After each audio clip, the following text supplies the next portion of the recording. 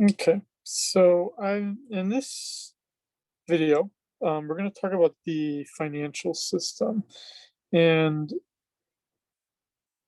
I don't, I didn't in the past typically cover this chapter, but I think it's actually become a bit more important to do that, just because many of you are actually pre-business students. But even if you're not pre-business, um, with an economics course, yes, learning about supply and demand is always important, but also I think just even financial literacy is something useful to be gained. So let's talk about the slides.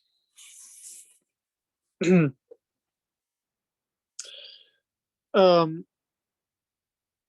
the plug again I would make for myself is that during the summer session, I will be teaching um, financial and capital markets during summer session 1. So consider this a shameless plug that if you like this lecture and you want to have 6 whole weeks of lectures um, in a Econ 300 level course, it'll be offered in summer session 1. Okay. So let's first get a handle on some definitions here. What is the financial system? So basically, in any economy, you basically have savers and you have borrowers, right?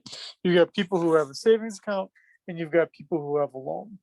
Now, the point of the financial system is that matching. It matches these two individuals together. So, and the financial system basically can package those savings and package those loans in a way that makes them more marketable. And you get paid for doing that. Um, but the so since there's only so much resources out there, since there's only so much savings out there, and since there's obviously most of the time a great deal of borrowing need, the banks help ration out or allocate those savings to the best lending opportunities. And problems usually occur when banks don't have to ration too much, like the housing crisis of 2008, 2009, where there was so much money out there for housing and people getting a house loan that banks then weren't properly vetting who gets the loan or not. Now, within that financial system are financial institutions. And when we're talking about things like banks, banks are the intermediary. They work between the savers and the borrowers, and they do it in a market framework. Now, there's basically 3 kinds of markets out there. 2 are quite commonly known, and the other a bit less common. Um, there's the stock market, obviously. That would be equities, right? So that would be things like NASDAQ. When we write these out, these are the names of those stock market, those brokerage houses. We've got the NASDAQ. We've got the NYSE, New York Stock Exchange. Then we have a bond market. The biggest one really is for T-bills, meaning US Treasury bills, US Treasury debt. And then perhaps a little bit less encountered is direct borrowing. I like showing this example only because it's just a weird, it's a weird example.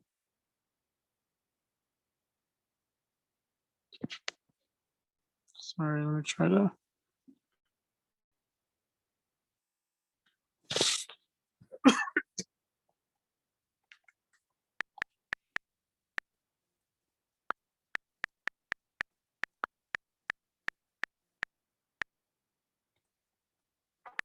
So on the mainland, anyone who moves, a good number of people who move use U-Haul.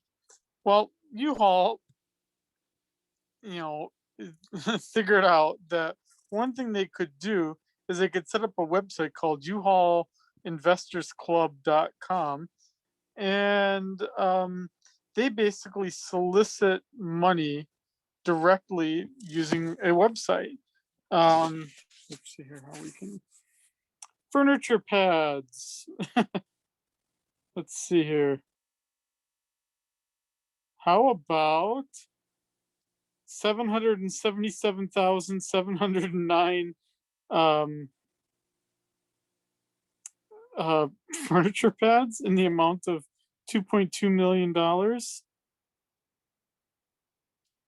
You will get 2.25% interest. A pretty so right so consider this, right? So U-Haul has theoretically 3 ways they could have raised the money for these 777,000 furniture pads. They could have either issued stock, and by issuing stock, investors could buy that stock, and when the investors pay for it, U-Haul could use that money to buy the 750,000 furniture pads. They could use the bond market, meaning they issue debt and then they pay that off. But in this case, U-Haul said that's too expensive to use either of those markets. We're just going to make this website and offer it up there. Don't like furniture pads?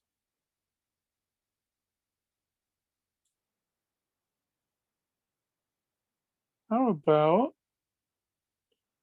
a trailer? I hope you don't think it's just one. It's 485 of these little bad boys. It looks like they're about $1,000 a piece because there's $485,000 that you're looking for. Geez, for vans that are from 1996 to 2010. It's basically really old shitty trucks.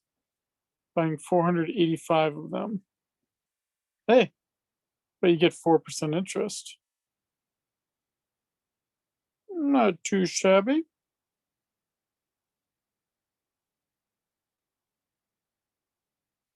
And then we've got these 500 here that they wanted $150,000 for, paying a 3% interest rate over 5 years. Oh, it's just an interesting alternative way of funding it. Okay, so let's look a little bit more at the bond market first. So any bond that's issued, the bond is a debt. The bonds that are issued, there's 2 ways you can buy them. You can buy them in what's called the primary market, meaning I just saw an advertisement for Board of Water Supply here in the city and county of Honolulu. They are issuing bonds next week, and the Board of Water Supply is issuing those bonds. I, as an investor, could buy them, and Board of Water Supply would get that money from me. But let's say I buy it, and then I just bought a house, and I had bought bonds that were offered by Queen's Hospital. I sold them, but I sold them in what's called the secondary market. So basically, it's kind of like the resale market. So Queens didn't get it. Queens got the money from me because I bought it for the first time. So I got it in the primary market. But then when I sold it to an investor, I sold it to an investor in the secondary market. Queens didn't see any of that money. I got the money. Well, I got the money and then used it for my down payment. Now, what does every bond contract, bond certificate, what does it state? First, it states when the bond matures. What date will everything have been paid off? What is the interest rate? Always a pretty important thing. And how much?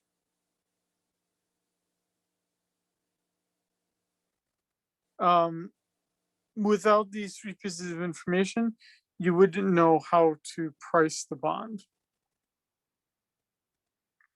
Now, the bonds can differ in length. You've got some bonds that are for days, some bonds that are for weeks, months, years. The European governments, many of them issue 100-year bonds that pay a 0% interest. But you basically know you won't, you'll get paid back your principal. It's just that unfortunately, as we learned in the inflation chapter, you'll lose value as inflation takes hold over time. But US Treasuries, the longest US Treasuries are dated 30 years into the future. The longer the time period, generally speaking, the interest rate has to be higher. And that's because you're basically locking up your money for a longer period of time. And so you need to be compensated for that in the form of higher interest rates. Now, another important part to how we price, so one,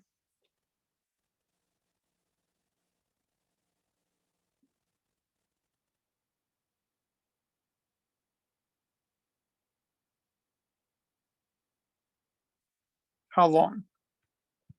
Second important thing that would affect the pricing would be the credit risk. How likely is it, or unlikely is it, that you're going to pay back the bond? The US government has almost never defaulted on debt, meaning you pretty much know if you lend the money to the US federal government, you're going to get your money back, which then means that the interest rate doesn't have to be that high because it's not that risky. But in other countries, they are notorious for never paying their loans, or they're much riskier. And so then that consequence of that is that the interest rate has to be higher to compensate for that.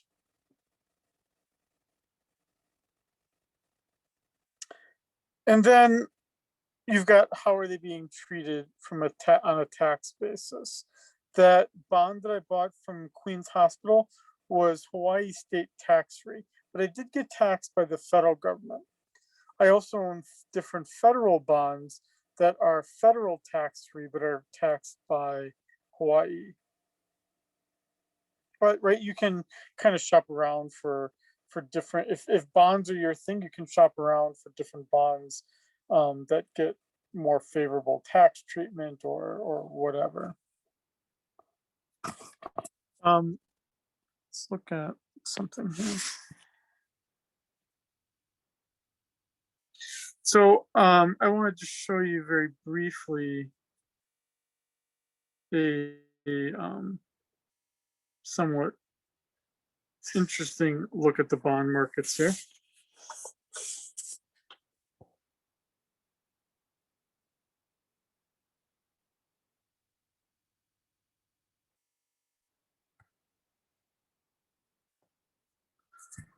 So here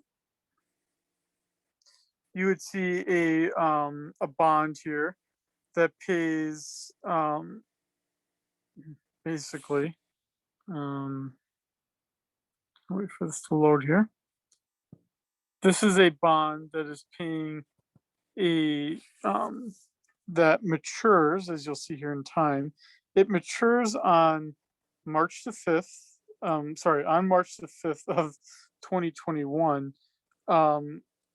That there's a bond that matures on 2/15/2031. So that would mean February the 15th, the day after Valentine's Day in 2031. And this bond is paying a 0% interest rate. It's not very good. But now you'll see, right? So basically in 2031, you would get your money back, but with no interest. And right now, to buy $100 of that bond, you'd have to pay $100.84. That's what I mean by bond pricing. Bond pricing basically means this is the secondary market. In this secondary market, I might have to pay a premium to get this bond. And what's happening right now is people are saying, hey, even though it pays 0%, Austria is going to pay its money back. So I at least can park my money here and things will be good.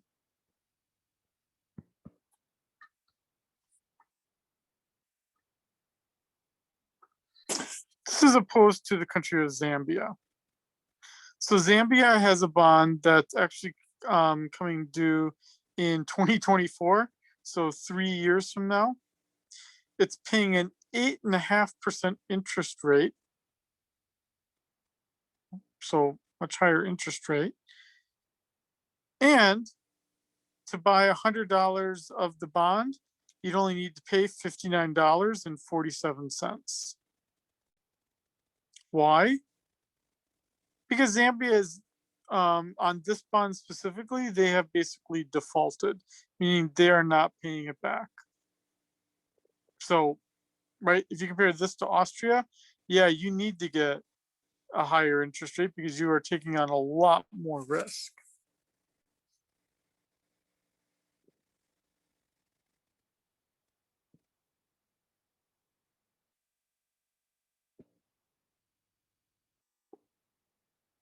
And then finally, we've got US government treasuries here. And these US government treasuries, so this is one that would come due on December 30th of this year.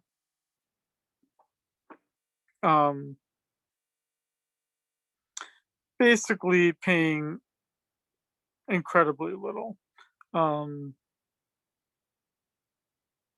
You're not getting, you're getting a maturity, at maturity, you're getting less than 1% interest. But again, you're not gonna lose your money.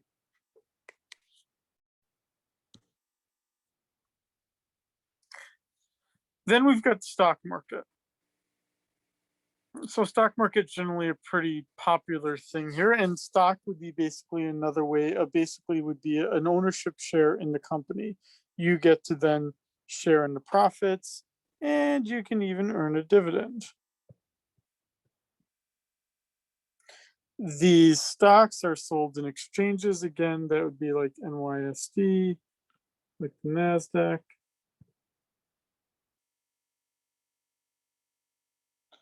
And then what you often hear about are not individual stocks necessarily, but in the news you usually hear about the indexes, like the S&P 500,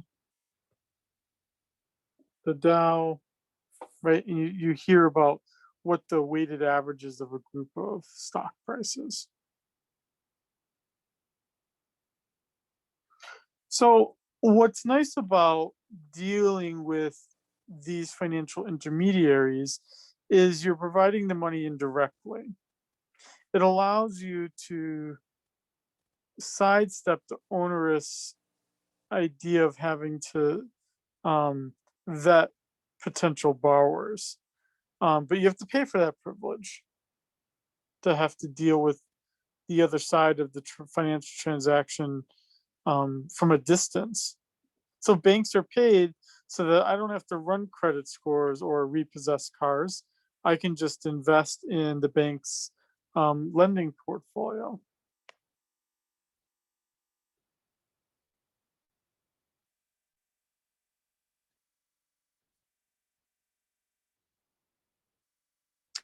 Um, so the, let's see.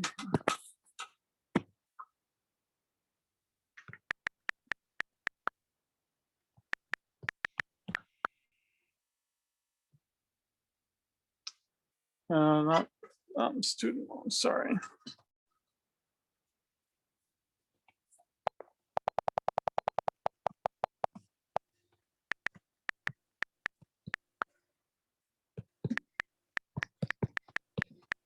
There's this whole movement called like microloans, microfinance, and there's actually some pretty popular Kiva. That's it.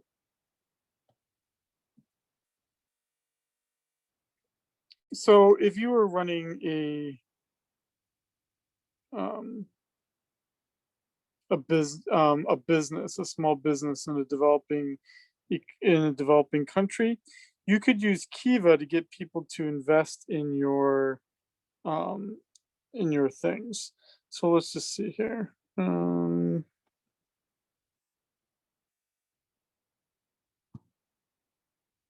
Like this guy, um, Karamatula in Tajikistan needs $450 to get more cattle. Dude, he's got nothing. Oh, wait, no, wait. He's got everything he needs. Bianca needs a loan to buy pants. Anyway, so these are all direct lending here, microloans. This would just be another way of thinking about how financial markets can work. So, banks. What do banks do essentially? Banks again take in the deposits, they make the loans. The difference between these two interest rates is called the net interest margin, or NIM.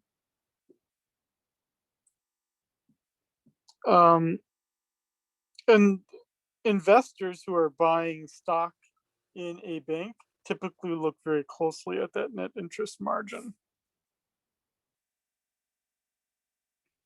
Now, a lot of investors don't actually even deal with individual stocks and bonds, primarily because um, there's a lack of knowledge about what risks one is taking on. And generally speaking, if someone was not knowledgeable about investments and they asked me, what should I buy? I almost always tell people to buy this mutual fund, VOO. Let's get it. Be prepared to yawn.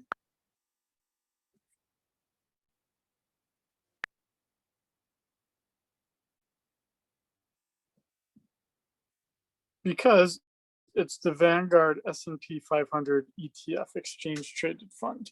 It basically invests in the 500 companies that are part of the S&P 500.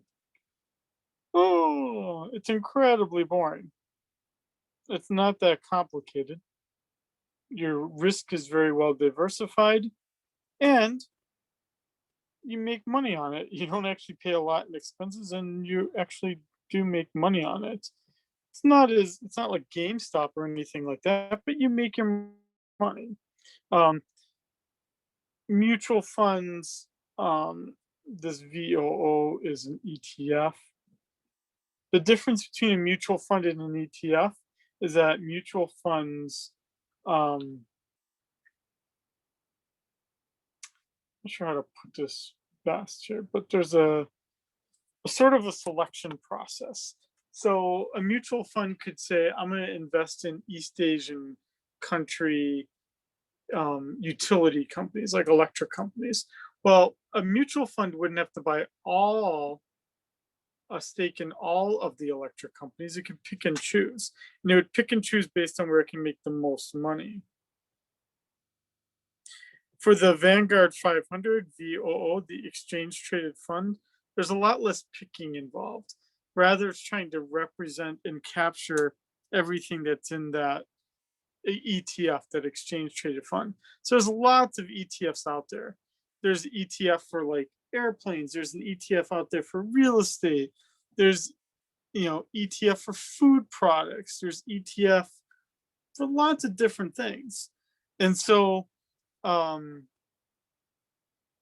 you make money as a person who structures these investments.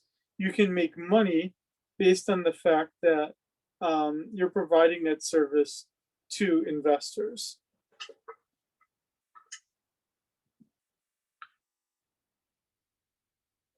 Okay. Want to make sure. Don't really need this part here.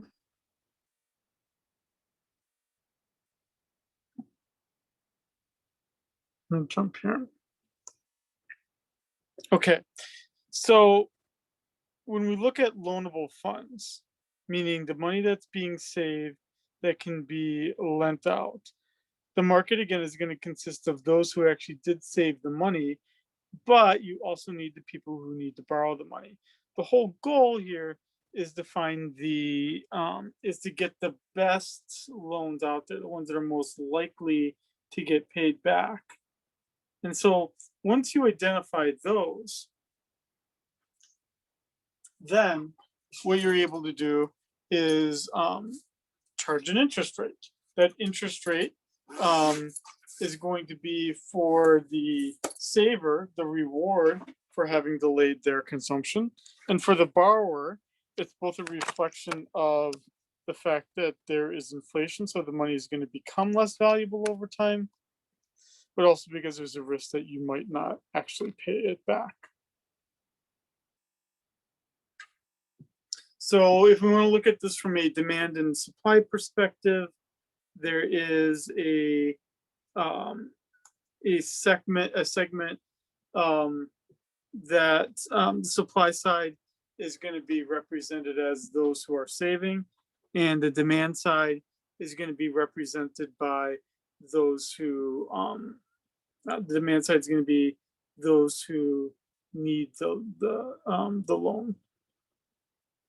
That price of that loan is the real interest rate.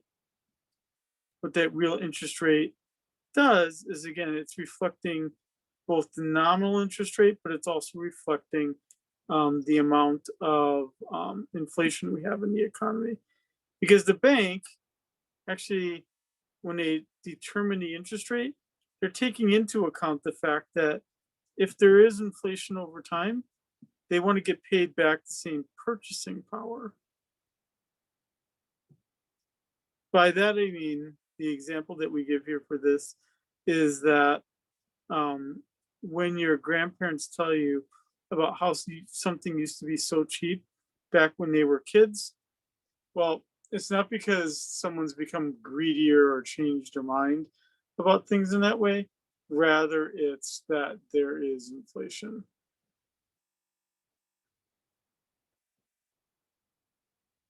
And as we adjust the interest rate, that would be essentially our price here. Then we see that the rest of the market then changes. We have movements along the supply curve and we have movements along the demand curve. And you see economic, you see a scarcity of the products when the interest rates get too low. So, for instance, with incredibly low mortgage rates, it's incredibly difficult right now, for instance, to find a house, um, especially on town side. So the market doesn't look anything too interesting. It's exactly what you've seen already in terms of demand and supply. It's just that the only difference is that the interest rate here is the price. And this is basically our quantity of loanable funds. The interest rate isn't the mystery.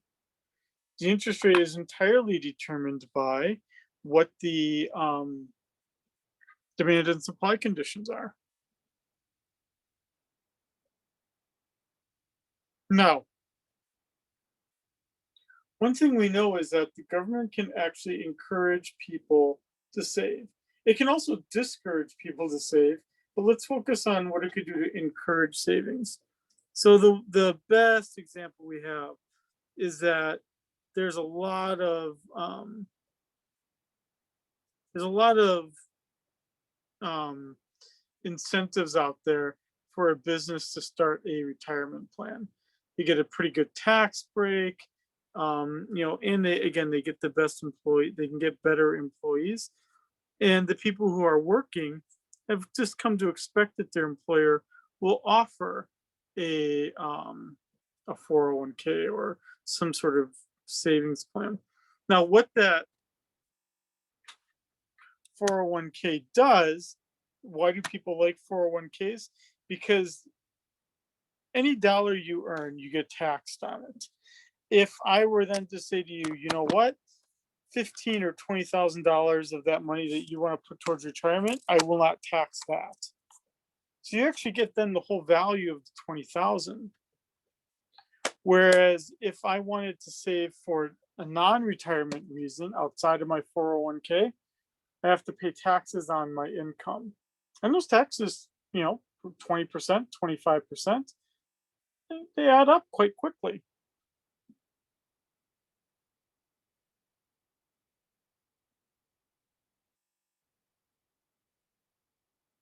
Then, just like we can with any supply and demand curve, not only are the movements along the curve important, but also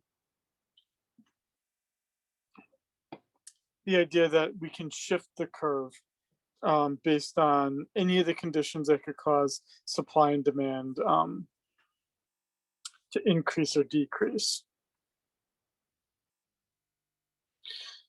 Now, also, what I can do is I can encourage people to make certain investments. And for instance, if I were to lend money for housing in the inner city, I could probably get a pretty significant tax credit for that.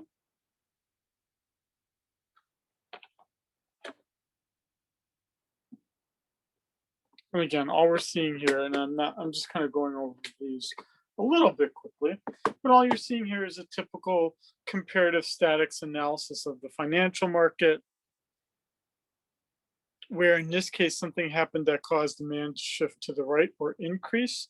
And as it shifted to the right, it raised the interest rate and changed the equilibrium rate.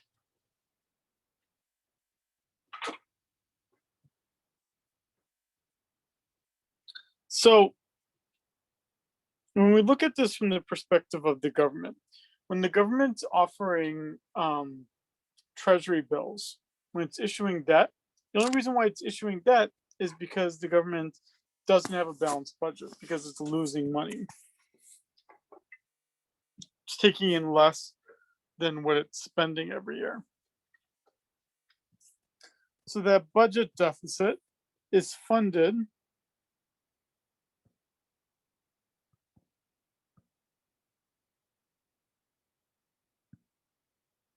with treasury bills or T-bills.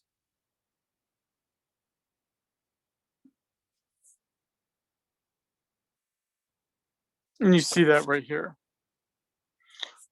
What the budget deficit does is that people have to provide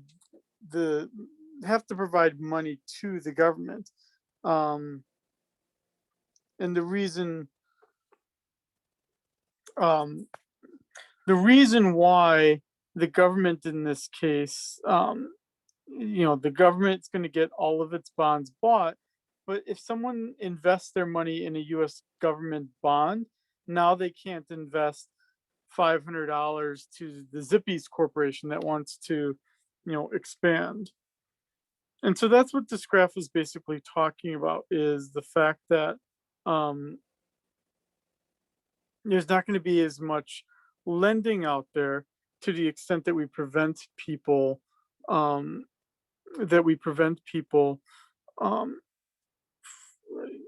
that the interest rate's going to go up to the extent that we stop people from buying bonds on a personal basis as opposed to government bonds. And now, what we also see with government lending, and if really any lending at all, we do see an extent of crowding out. And again, that crowding out is if I'm an investor and I have $1 to spend on any bond, to the extent that I'm giving it to the US government, then that means that I can't put it in to a loan as a loan to Toyota Motors or to even UH Wahoo.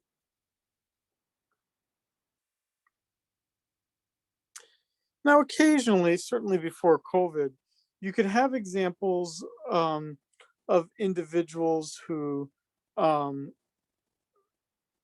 you could certainly get examples of individual states where they've actually made they brought in more money than what they spent.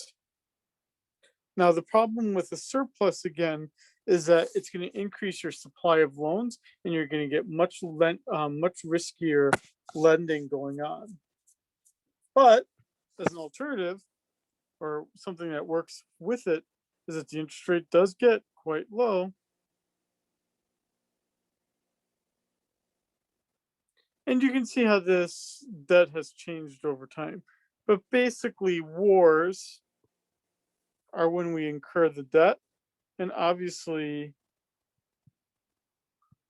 this is only going out to 2011. Let's see.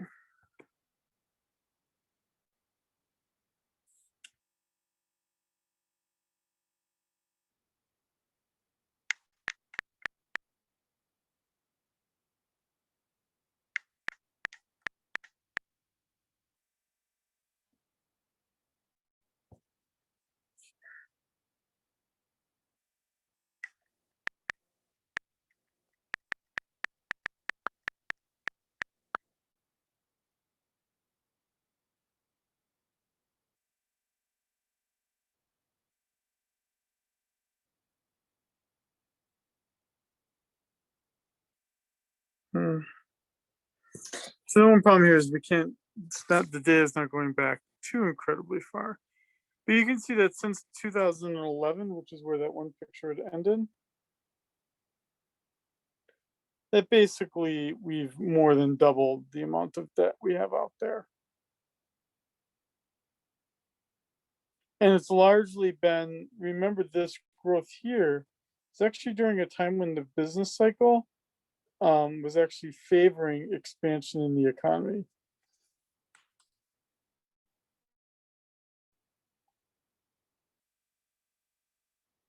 Again, I'm not going to focus on these case studies because they're generally not too useful, at least even for the questions. Okay.